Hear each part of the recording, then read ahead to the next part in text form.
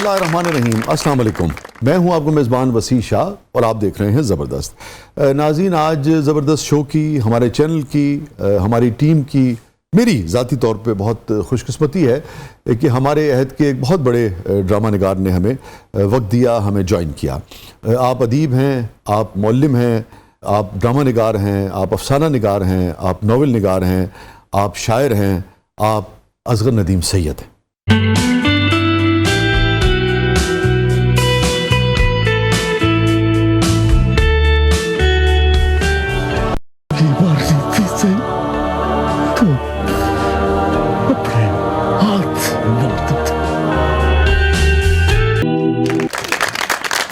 बहुत बहुत शुक्रिया असगर भाई, आप तशरीफ लाए, आपने वक्त निकाला।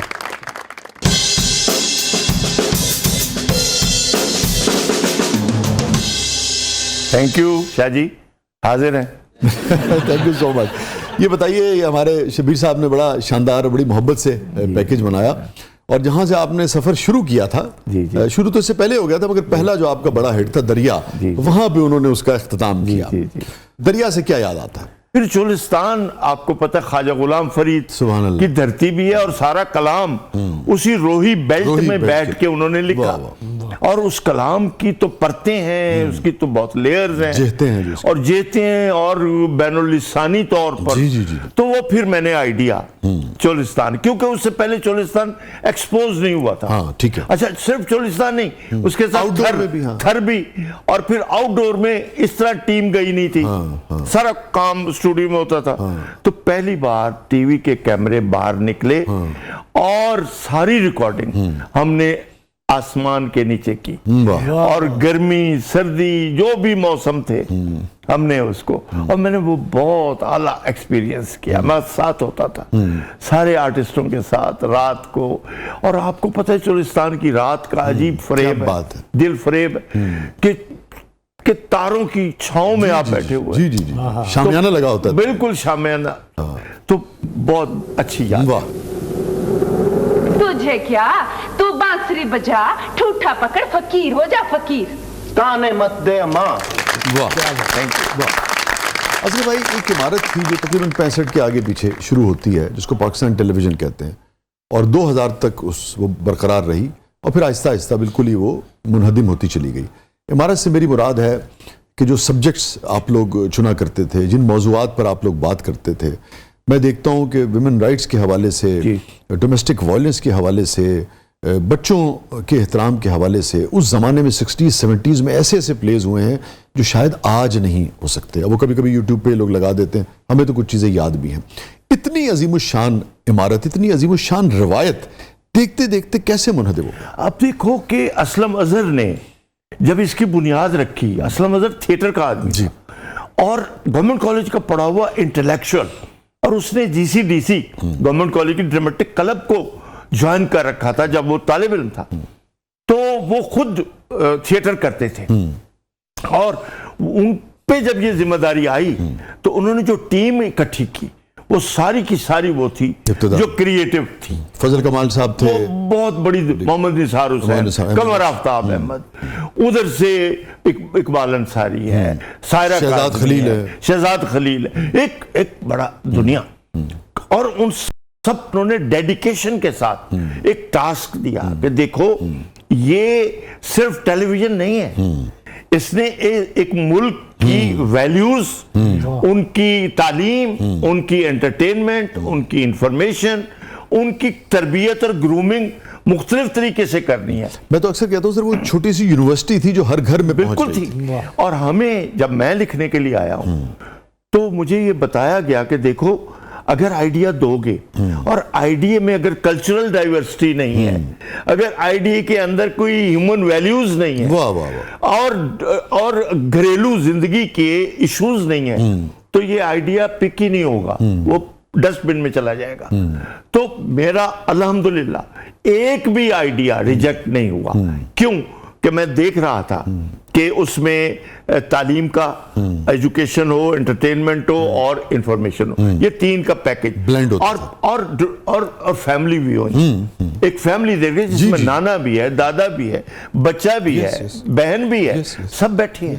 इवन अजहर भाई, जो یعنی کہ چونکہ فیملی کے حوالے سے عموماً مرد و زن کے جو تعلقات ہیں اس کی باریکیوں کو آپ پوری طریقے سے کھول کے بیان نہیں کر سکتے، مگر آپ دیکھیے جیسے خواہش تھا، چاند گرہن تھا، پیاز تھا، دریا ایون، اور پھر یہ جو تھا آپ کا غلام گردش، اور پھر یہ سب محبت کا ایک پہر ہے.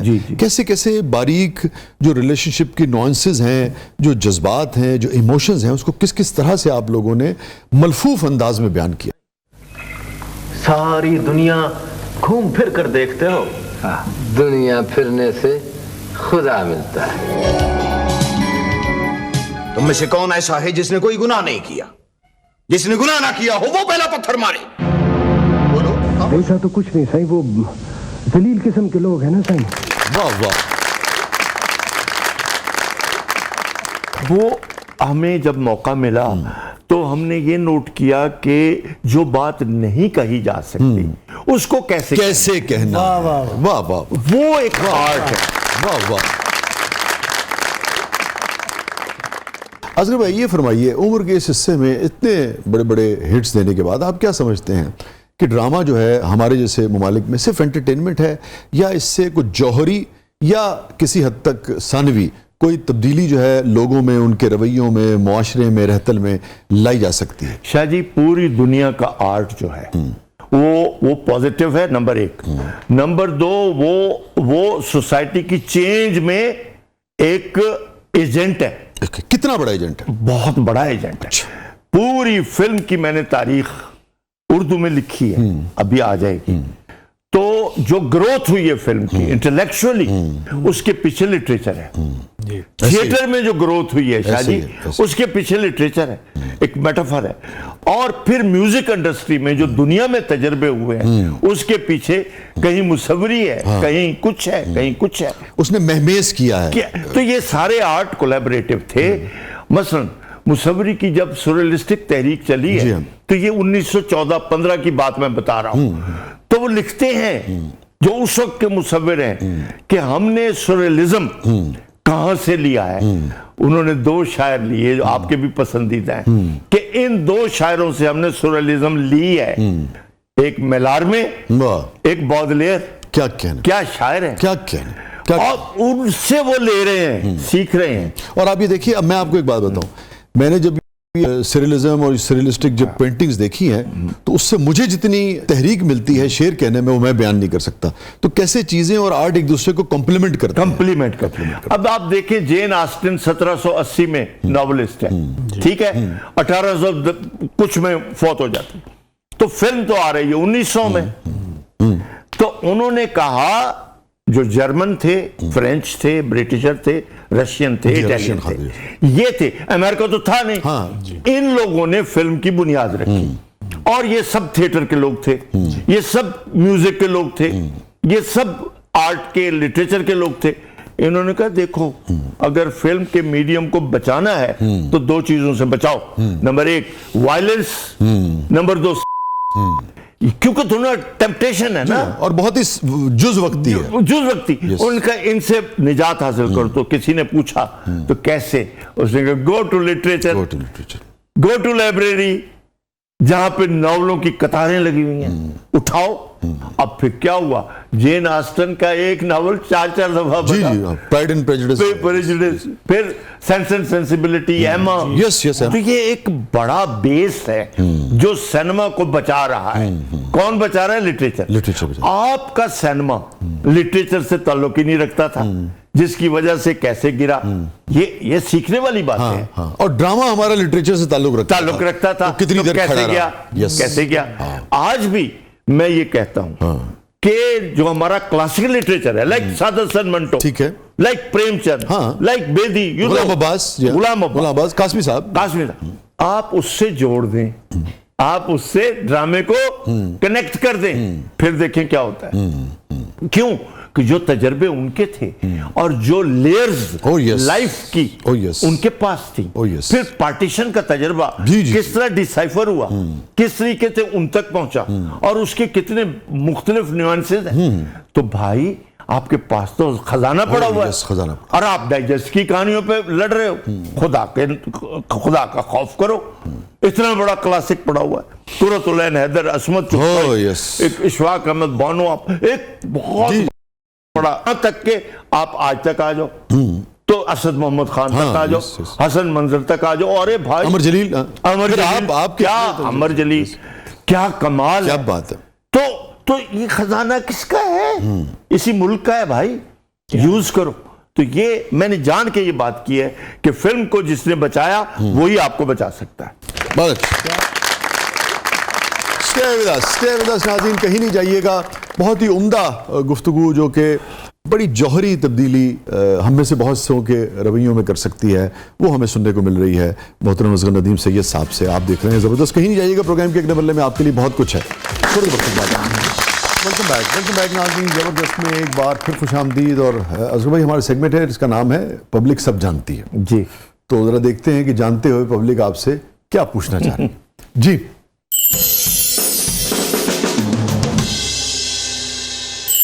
اصغر صاحب, اگر آپ کو 1 کروڑ کی آفر آ جائے اور اقتا کپور آ کر کہے کہ اساس بھی کبھی بہو تھی, اس کا سیزن 5 لکھ دے, تو اس کے بعد آپ کو جتیندر صاحب کی بھی کال آ جائے تو آپ کیا کہیں گے؟ بھائی بہت اچھا ہے. بچے تو بیٹے, پہلی بات تو یہ ہے کہ مجھ سے لکھا ہی نہیں جائے گا. میں اس کروڑ کا کیا کروں گا, وہ مجھے نہیں دیں گے کیونکہ مجھ سے لکھا ہی نہیں جائے گا. یا جتنا بڑا صنعت کار آ جائے اپنی مرضی کا لکھو. دیکھیں, لکھنے کا ایک آپ کے اندر جو تخلیقی جوہر ہے اس سے کمپیٹیبل تو ہونا چاہیے. میں ایک ایسا تجربہ نہیں لکھ سکتا جس میں میں بلیو نہیں کرتا. سمپل سی بات ہے. لیکن سر بعد میں انہوں نے جتیندر کی بھی لالچ دی آپ کو, شاید جتیندر وہ آئے, جتیندر دوست ہے, بیٹھ جائے گا, کوئی مسئلہ نہیں ہے, چائے پلاؤں گا اس کو, لیکن میں اس کے ساتھ نہیں چلوں گا. سمپل سی بات ہے کہ بات یہ, میں گیا تھا جتیندر سے ملا, ان کی بیٹی سے, اور وہ سارا میں نے دیکھا سیٹ اپ, میں اسی کام کا لگا تو بالاجی. لیکن بات یہ ہے کہ مجھ سے کہاں ہوگا. انہوں نے کیا کہا تھا آپ سے؟ انہوں نے کچھ نہیں کہا تھا. انہوں نے کہا تھا بھائی ہمیں دیکھ لو, ہم تو ایسے ہی ہیں, اس لیے ہمارا کوئی کلیم نہیں ہے. وہ بڑے ہمبل تھے وہ, کیونکہ وہ کمال لینا اور چیز ہے, اور ایک سبسٹنس کے ساتھ زندگی میں کنٹریبیوٹ کرنا یہ ایک اور چیز ہے. بالکل ایسے. تو میں آج خوش ہوں کہ میں نے پاکستان کی زندگی کو میں کچھ کنٹریبیوٹ کیا. یہ فرمائیے کہ جس زمانے میں آپ لکھ رہے تھے, اور اس زمانے میں ادھر سے انڈین فلم کا بہت چرچا تھا, اور پھر یہاں ہمارے پاکستان ٹیلی ویژن کی طرف بڑے, یعنی کہ وہ لوگ رشک سے دیکھتے تھے اور محبت سے دیکھتے تھے, ہمیشہ تعریف کرتے تھے. تو اس زمانے میں وہاں سے فلم یا ڈرامے کی سنجیدہ جو لوگ تھے, مجھے سب سے پہلے جب چاند گرہن ہوا ہے تو اس کے ہٹ ہونے کے بعد اجیتاب بچن کی مجھے کال بھی آئی. اجیتاب بچن ہیں وہ زی ٹی وی کے, اس وقت زی ٹی وی کے تھے, امیتابھ کے بھائی ہیڈ تھے. اچھا, تو میں انگلینڈ گیا. انگلینڈ میں زی ٹی وی پہ میرے 2 گھنٹے کا انٹرویو انہوں نے کیا, اور انہوں نے آفر دی, آفر نہیں دی, انہوں نے کہا جی ویلکم. ٹھیک, لیکن ظاہر ہے میں بیزی تھا. میں نے کہا جی میں, دبئی بیسڈ ایک چینل تھا, وہ آئے, وہ کراچی آ کے مجھے ملے. میں نے کہا نہیں, میں بزی ہوں, میں نہیں کر سکتا. الحمدللہ میں فارغ رہا ہی نہیں. ہاں, جب تک آپ ایک ختم ہوا دوسرے طے نہیں کیا تھا کہ اب نہیں لکھوں گا, تب تک تو میں چلتا. سو مجھے یہ نہیں ہے کہ کوئی نخرہ ہے یا کہ نہیں, اچھا پروجیکٹ آئے, کوئی لکھوائے. مثلا پیاس کو وہ فلم بنانا چاہتے تھے. اچھا, کون؟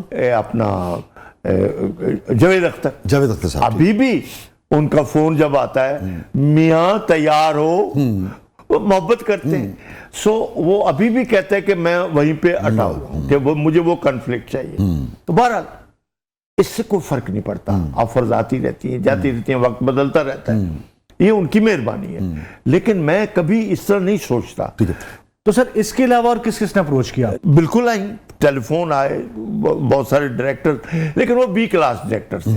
میرے جو دوست ہیں وہ شیام بینیگل ہیں, وہ آئے, وہ ٹھہرے اور انہوں نے میرے لیکچر دیے میری یونیورسٹی کو. کیا انسان ہے, کیا بات ہے. ایسے مظفر علی سے میری دوستی ہے, ہم نے دلی میں بڑا اچھا وقت گزارا ہے اور کئی پروگرام میں ہم اکٹھے ہوتے ہیں, فون بھی آتا رہتا ہے. ان کے بیٹے ہیں شاد علی جو ڈائریکٹر ہیں. جی.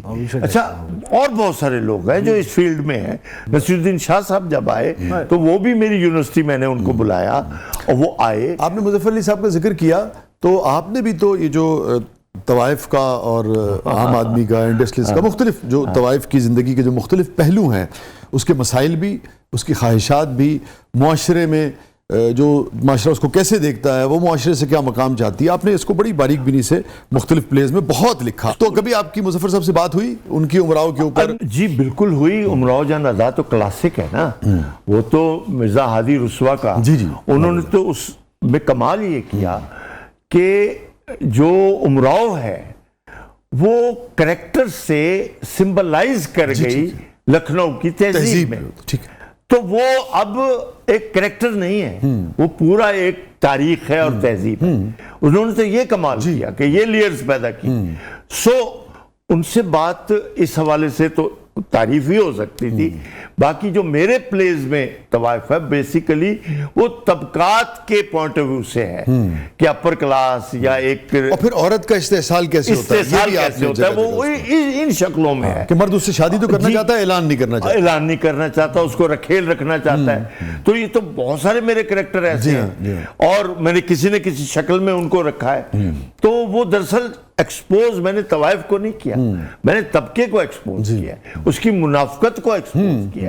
منٹو نے بھی یہی کیا کہ سوسائٹی کو ایکسپوز کیا. طوائف تو ایک مظلوم کردار ہے, یہی بات اس میں بھی یہی ہے. جی سر, آپ نے فلم سٹار رانی سے لے کر فلیار گوہر تک کافی نامور اداکاروں کے ساتھ کام کیا, لیکن آپ کی جو ہے فیورٹ اداکارہ کون تھی؟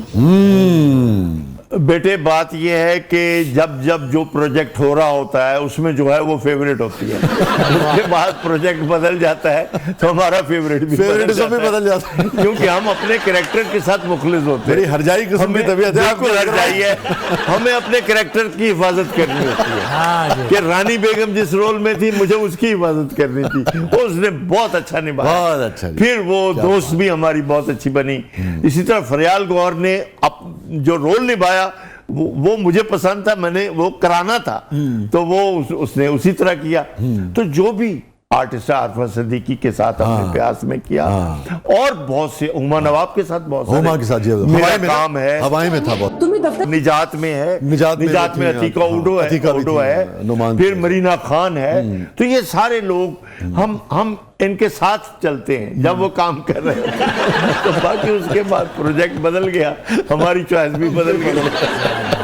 ناظرین stay with us, کہیں نہیں جائیے گا. چھوٹے سے وقفے کے بعد واپس آتے ہیں. ہمارے ساتھ موجود ہیں ون اینڈ اونلی محترم اصغر ندیم سید صاحب. آپ دیکھ رہے ہیں زبردست پروگرام کے اگلے مرحلے میں آپ کے لیے بہت ویلکم بیک ناظرین. زبردست میں ایک بار سیگمنٹ ہے جس کا نام ہے کتھارسس, مگر اس سے پہلے ایک تحریر میرے سامنے ہے. گو کہ میں نے آپ سے جب یہ سامنے آئی تھی اس وقت میں نے آپ سے پوچھا تھا اور آپ نے کنفرم کیا تھا کہ یہ آپ کی تحریر ہے, مگر میں پھر بھی کچھ لائنیں اس کی آپ کے سامنے آپ کی اجازت سے پڑھنا چاہوں گا. ایک طویل تحریر ہے. آپ اس میں لکھتے ہیں کہ میں ایک یونیورسٹی پروفیسر ہوں, اپنی مدت ملازمت پوری ہونے پر ریٹائر کر دیا گیا ہوں. آگے آپ لکھتے ہیں کہ مجھے بخوشی فارغ کر دیا گیا کیونکہ جو میں پڑھانا چاہتا تھا مجھے نہیں پڑھانے دیا گیا. اوسط درجے کے معمولی چاپلوس پروفیسر مجھے شک کی نگاہ سے دیکھتے تھے. حاسد اور حسرتوں کے مارے پروفیسر میرے خلاف نالائق طالب علموں کو استعمال کر کے سازش کرتے تھے. اگین اس عہد کا ایک المیہ ہے. پھر آگے آپ لکھتے ہیں میں جو پڑھانا چاہتا تھا نہ پڑھا سکا, اور جو نہیں پڑھانا چاہتا تھا وہ پڑھانے پر مجبور ہوا. اصغر ندیم سید اس ملک کا بہت بڑا نام, بہت قابل تعظیم پروفیسر, انتہائی کریٹو آدمی, درجنوں سپر ڈوپر ہٹس دیے معاشرے کو, وہ ہٹس جو لوگوں کی زندگیوں میں جوہری تبدیلی لا سکتے ہیں, سنجیدہ ڈرامے دیے. وہ لکھتے ہیں کہ آج اعتراف کرنا چاہتا ہوں کہ میں نے جو شاگرد پیدا کیے وہ ڈاکٹر, انجینئر, بینکر اور استاد بنے, مگر ان میں ایک آنچ کی کسر رہ گئی. اس کا اندازہ مجھے وقتاً فوقتاً ہوتا رہتا ہے.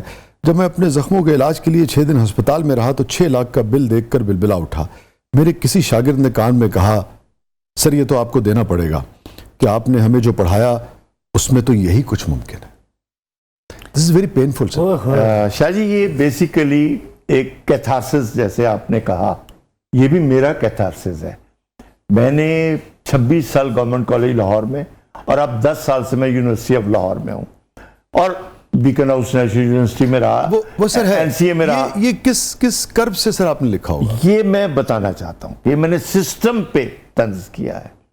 جو سسٹم پرزے پیدا کر رہا ہے, جو سسٹم انسان پیدا نہیں کر رہا. ایک ڈاکٹر کی نظر اس بات پہ ہوتی ہے کہ مریض مر جائے گا تو اس سے پہلے اس کے ورثاء سے فیس لے لی جائے. پرائیویٹ ہاسپٹلز, یہ سب کچھ آنکھوں سے دیکھا ہے.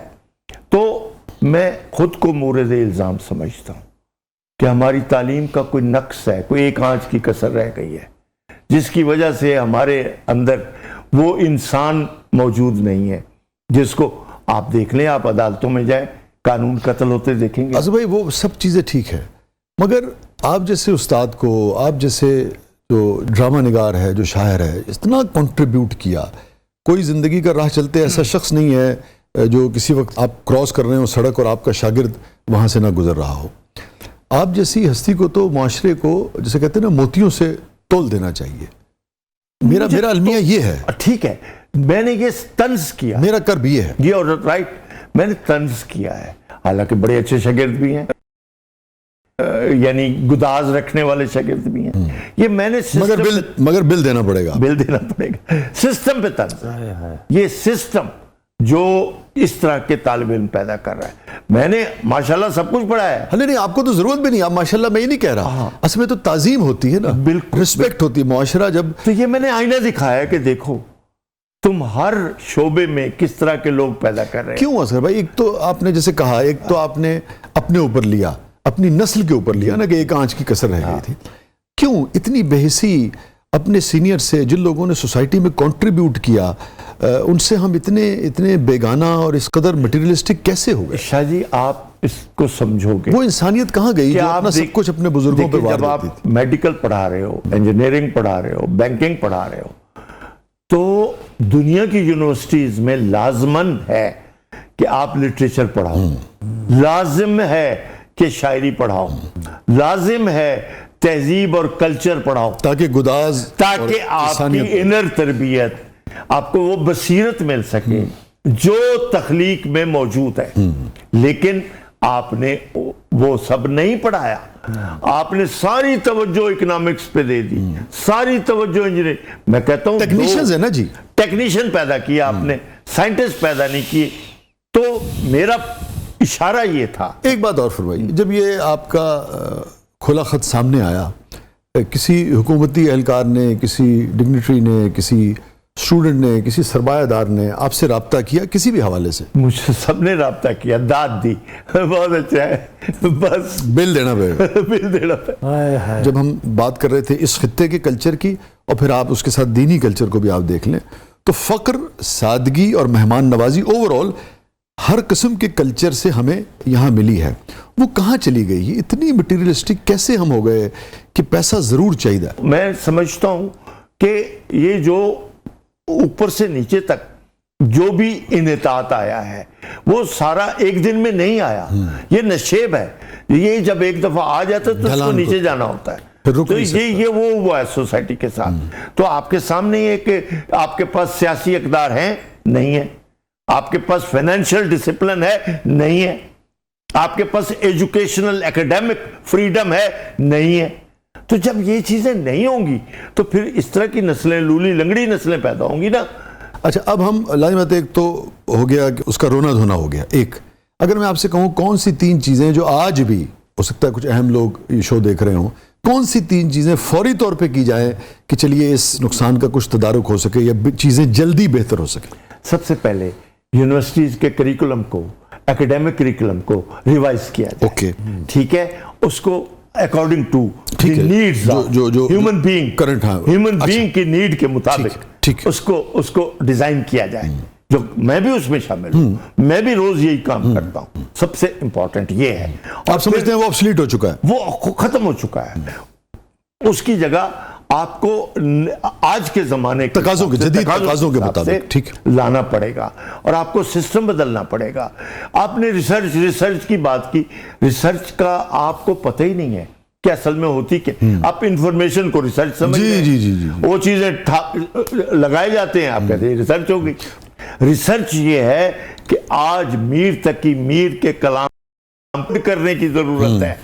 آج منٹوں کو کسی نقاد کی نہیں, جو اس کی بٹوین دا لائنز باتوں کو انٹرپریٹ کر سکے. اگر آپ صرف ٹوبا ٹیک سنگھ کو ہی ڈی کوڈ کر دیں تو آپ کو پتہ چل جائے گا تاریخ ہے کیا, اور اس نے کس طریقے سے ایک پاگل کو کیوں اپنا سپوکس مین بنایا. اور اس کی گفتگو کتنی شعور والی گفتگو ہے. تو اسی طرح عالمی ادب میں بھی آپ کو ایسی چیزیں ملتی ہیں کہ جنہوں نے طنز کیا ہے بڑا گہرا. فرانس کی تحریریں, جرمنی تحریر, انہوں نے بڑا گہرا طنز کیا. بریخت نے بہت بڑا طنز کیا ہے. کافکا کا جو ہے وہ اس کے اوپر اس کے اندر کہ میں ایک رات سویا انسان کی شکل میں, اگلے دن میں کیکڑے کی شکل میں کاکروچ کی شکل. تو آپ یہ دیکھیں خوفناک افسانہ. اور اسی طریقے سے ہر قوم نے اپنے سچ بولے ہیں. ہمارے رائٹرز نے بھی بولنے کی کوشش کی ہے, لیکن لکنت والا سچ ہے. غلام عباس کو دیکھ لیں, لکنت والا سچ ہے. واہ واہ واہ, واضح آواز کا سچ. سر ایک وجہ اور بھی تو ہے نا, آپ اس کی زبان بھی تو کاٹ دیتے ہیں ہر دور میں. کلونیلزم نے ہماری زبان کو کالونائز کیا ہوا ہے, سو اس کے اندر وہ طاقت نہیں پیدا ہو رہی. تیسری چیز, اور جو تیسری چیز امپورٹنٹ ہے وہ یہ ہے کہ سوسائٹی میں ایک ہارمنی پیدا کرنے کے لیے آپ کو فریڈم کا کلچر, لبرلزم کا کلچر تھوڑا سا ایوالو کرنا پڑے گا. اور جو گروپس ہیں, جو ڈیوائیڈ ہے, اس کو فل کرنا پڑے گا, کیونکہ اس وقت معاشرہ شدید ڈیوائیڈ میں ہے. بہت پولرائزیشن, یعنی اتنی پولرائزیشن ہے اور اتنے گروپس بن چکے ہیں, تو وہ ایک سوسائٹی کا نقشہ نہیں بن رہا. کسی بھی سطح پہ ہارمنی رہی نہیں. اس کو کریٹ کریں, لوگوں کو قریب لائیں, اور سوسائٹی کی ڈیوائیڈ کو ختم کریں. اس کو ختم کر کے اس کو ایک ایسی پلیٹ فارم پہ لائیں جہاں ہر آدمی ایک دوسرے کو سپورٹ کر رہا ہو, مل رہا ہو. جیسے ہاکی میں یا فٹ بال میں پاس دیتے ہوئے اور پھر پوری ٹیم جو ہے وہ بہت اچھی بات کی ہے. ہمیں اسی طرح پاس دینا ہے, ایک دوسرے, ایک طبقے کو دوسرے طبقے, دوسرے کو تیسرے, چھیننا نہیں, کنیکٹ کرنا ہے. اصغر بھائی, ہیپیسٹ مومنٹ اصغر ندیم سید صاحب کی زندگی کا؟ بہت سارے ہیں. ٹھیک, پہلی کامیابی میری, کسی نے میرا ہاتھ پکڑ لیا, سید سبت حسن میرے مینٹور بن گئے, فیض صاحب میرے مینٹور بن گئے, اس سے بڑی کیا خوشی ہوگی. اسی طرح کے اور لوگ, انتظار حسین میرے دوستوں میں آ گئے, گوپی چند نارنگ. میں بہت رچ ہوں اپنے دوستوں کے حوالے سے.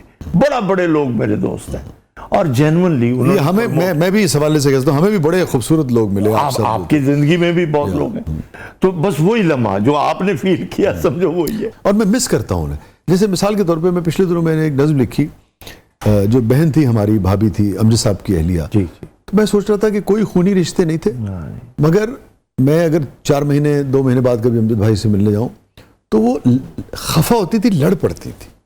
تو میں سوچ رہا تھا کہ یار وہ لوگ کہاں گئے جو ملاقات نہ ہونے پر لڑ پڑتے تھے. اصغر ندیم سید صاحب کی زندگی کا سب سے غمگین لمحہ. میری جب بیوی فوت ہوئی تو وہ ایک لمحہ میرے لیے, اور اس کی وجہ میں خود نہیں تھا, اس کی وجہ میں 3 بچے تھے جن کی ماں چلی گئی تھی. میری بیوی کا چلا جانا ایک اور معنی رکھتا ہے, بچوں کی ماں کا چلے جانا ایک اور معنی رکھتا ہے. لیکن آپ کا بھی تو ایک پورا وجود کا حصہ کٹ گیا ہوگا. تو ظاہر ہے وہ ایک لمحہ ایسا ہے. جہاں تک مجھے میرا حافظہ ٹھیک کام کر رہا ہے, ایک معمولی سے اپینڈکس کے آپریشن کے لیے غالباً چھوٹا سا میو ہاسپٹل گئی تھی. میں نہیں تھا. اور آپ نہیں تھے؟ میں تو جرمنی میں تھا, UK میں تھا, وہاں سے یہ سارا. جب اطلاع ملی آپ کو تو یقین نہیں آیا ہوگا. میں بیٹھا تھا لندن میں, دوست احباب تھے, اور مجھے کچھ اندر سے اشارہ تھا کہ یہ ہونے والا ہے. دل گھبرا رہا تھا. بالکل اشارہ تھا. تو اسی لیے میں اس محفل میں موجود ہوتے ہوئے نہیں تھا. تو میں بار بار کہہ رہا تھا کہ میری بات کرائیں, میری بات کرائیں. اس وقت کچھ ٹیلی فون کا ایشو تھے, نہیں مل رہے, پھر مل گیا. خیر پھر میرے دوستوں نے پھر بڑی مدد کی. یہ جو تجربہ ہے ہر شخص اپنے حساب سے بیان کرتا ہے, مگر آپ جیسی شخصیت جو لفظ سے تصویر بناتی ہے, یہ روحانی تجربہ آپ کہہ رہے ہیں اور ایک میٹا فزیکل کنیکشن جو ہے, ایک اسپرچل کنیکشن جو ہے, اور آپ کے خیالات جو ہیں بہت سائنٹیفک ہیں زندگی کے بارے میں, اس کو کیسے بیان کریں گے, اس تجربے کو آپ کیسے بیان کریں گے؟ بیونڈ بہت کچھ ہے, ہماری جو پریزنس ہے اس کے بیونڈ بڑا کچھ ہے. ہم کہیں اور بھی ہیں, ہمارے قصے کہیں اور بھی چل رہے ہیں. تو یہ اللہ تعالیٰ کا ایک نظام ہے. اور اس کیس میں کلیئر کٹ کئی انڈیکیشنز مجھے مل چکی تھی.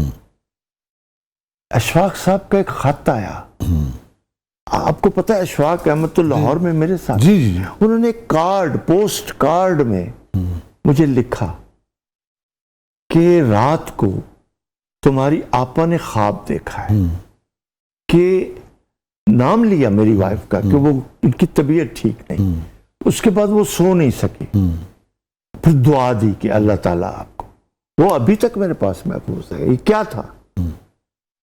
یہ انڈیکیشن تھی. ٹھیک ہے. اچھا, میرے بھی مشاہدے میں, مطالعے میں اور تجربے میں یہ چیزیں گزری ہیں. جہاں تک میں آپ کے خیالات سے آگاہ ہوں, آپ تصوف پہ بہت زیادہ شاید یقین نہیں رکھتے, اور مگر یہ جو چیز ہے اسپرچویلٹی کی, اس کو کیسے دیکھتے ہیں؟ اس کو آپ تصوف کے ساتھ جوڑتے ہیں یا اس سے الگ رکھتے ہیں؟ یہ موجود ہے.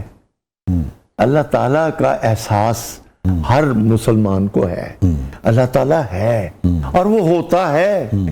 یعنی یہی تو اس کی بڑائی ہے کہ وہ موجود ہے, اور وہ پھر آپ کو بتاتا ہے کہ میں موجود ہوں. تو مجھے تو کئی لمحوں میں اس نے بچایا ہے, اور ساتھ وہ مجھے دکھائی دیا ہے کہ وہ ہے, وہ موجود ہے. تو میری تو زندگی کا حصہ ہے. تو آپ کا تصوف پہ بھی یقین ہے؟ تصوف اب ایک فلسفے کے طور پر, ٹھیک, تو اور چیز ہے نا. ٹھیک ہے. ایک ہے جو آپ پریکٹس کر رہے ہیں. نہیں, تصوف کے اندر جو روحانیت کا ایلیمنٹ بالکل ہے, کیوں نہیں ہے, آپ اس کیوں نہیں ہے, بالکل ہے.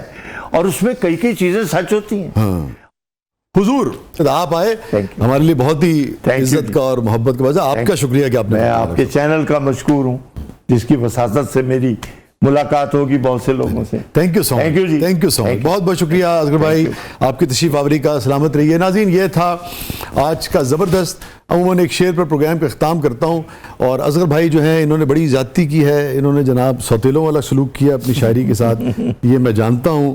اس پر الگ سے کسی دن بات کریں گے.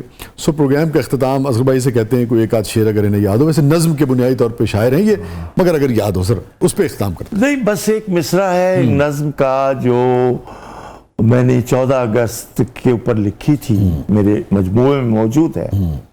اس کی اوپننگ لائن ہے, اس وقت پاکستان 60 برس کا ہوا تھا, تو میرے مجموعے میں مسافر 60 برسوں سے ابھی تک گھر نہیں پہنچے, کہیں پر بھی نہیں پہنچے. اس کے بعد کیا کہوں ناظرین, مسافر 60 برسوں سے ابھی تک گھر نہیں پہنچا. اللہ کرے کہ اس بھٹکتے ہوئے مسافر کو منزل اور گھر نصیب ہو جائے. اجازت دیجیے, اللہ حافظ.